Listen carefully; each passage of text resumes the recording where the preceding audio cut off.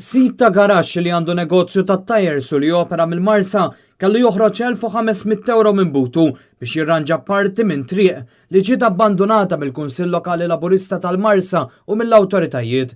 Il-każ seħħ fl-aħħar jiem meta s-sit ta' dan in-negozju li huwa self-employed kellu jġib min jeddu grupp ta' ħaddiema kera skip u kol trak tal-konkos biex jirranġa parti mit-triq.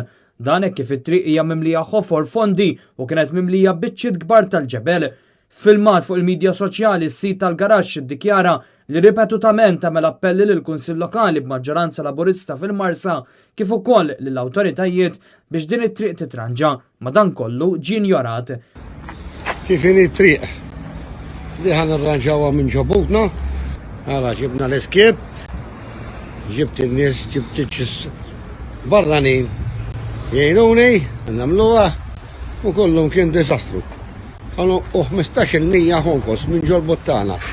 Dan hekk kif is-sit tan-negozju kien qed isofri minn telf ta' klijenti minħabba s-sitwazzjoni ta' din it-triq, triq it-Tiġrija li hija waħda mit-toroq sekondarji ta' triq Diċembru 13.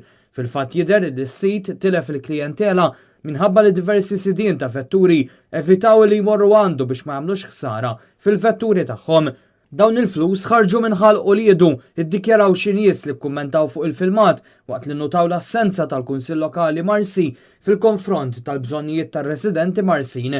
L-azzjoni disprata ta' dan is-sit tan-negozju fil-Marsa hija sintomatika tal-frustrazzjoni tar-residenti Marsin li ilhom għall-aħħar xhur jilmentaw minn diversi problemi fosthom is-sigurtà u l-abbandun fil-lokalità.